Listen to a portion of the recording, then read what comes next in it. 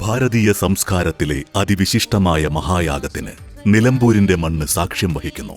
2024 March 18 മുതൽ 22 വരെ നിലമ്പൂർ മയ്യംതാനി ശ്രീ ഭദ്രകാളി പരമേശ്വരി ദേവി ക്ഷേത്രാങ്കണത്തിൽ ഇനി അഭിമാനത്തോടൊപ്പം ആത്മവിശ്വാസവും മികവാർന്ന സേവനങ്ങൾ കൊണ്ട് ഓരോ ആഘോഷവും ധന്യമാക്കി.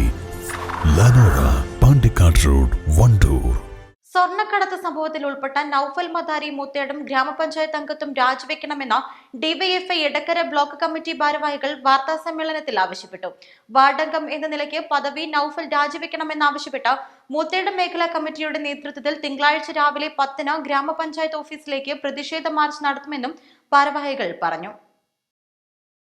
വയനാട് അതിർത്തി വഴി രേഖകളില്ലാതെ കാറിൽ കടത്തുകയായിരുന്ന 1.600 കിലോഗ്രാം സ്വർണം കഴിഞ്ഞ ദിവസം Tholpetty excise check post, Wayanad excise intelligence, excise special squad എന്നിവരുടെ സംയുക്ത സംഘം പിടികൂടിയിരുന്നു. നൌഫൽ ഉൾപ്പെടെ 3 പേരെ കസ്റ്റഡിയിലെടുക്കുകയും ചെയ്തിരുന്നതായി ഡിവൈഎഫ്ഐ ഭാരവാഹികൾ പറഞ്ഞു. വിദേശത്ത് പോകാൻ നൌഫൽ മദാരി 3 മാസത്തേക്ക് പഞ്ചായത്തിൽ നിന്നും ലീവ് എടുത്തിരുന്നുവെന്നും ഇതിനു മുമ്പ് 2 വർഷത്തോളമായി നടത്തിയിട്ടുള്ള ഇടപാടുകളും വിദേശയാത്രകളും സമഗ്രമായി അന്വേഷിക്കണമെന്നും ഗുരുതരമായ വിഷയം ഉയർന്നു വന്നിട്ടും മൂത്തേടം ഗ്രാമപഞ്ചായത്ത് പ്രസിഡന്റും UDF അംഗങ്ങളും കോൺഗ്രസ് നേതൃത്വവും തുടരുന്ന മൗനം വെടിഞ്ഞ് മറുപടി പറയണമെന്നും ഡിവൈഎഫ്ഐ ആവശ്യപ്പെട്ടു. ഈ 3 മാസവും അതിന് മുമ്പുള്ള 2 വർഷവും ഇയാൾ വിദേശയാത്രകളടക്കം നടത്തിയിരുന്നു. കൂടാതെ നൌഫൽ ഈ 3 മാസം അവധിയെടുത്തത് വിദേശത്ത് പോകാൻ വേണ്ടിയിട്ടാണ്.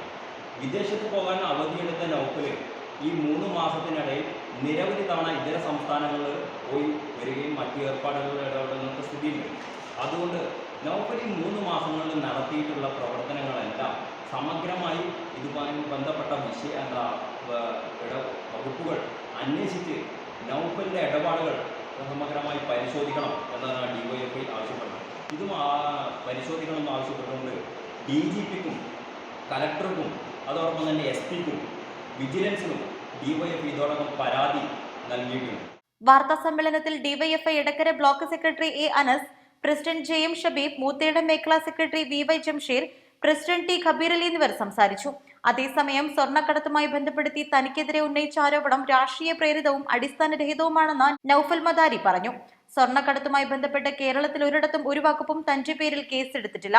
ഇതുമായി ബന്ധപ്പെട്ട ഏത് ഏജൻസിയുടെ അന്വേഷണവും നേരിടാൻ തയ്യാറാണ്.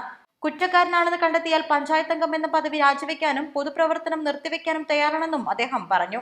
East live, Edakkara.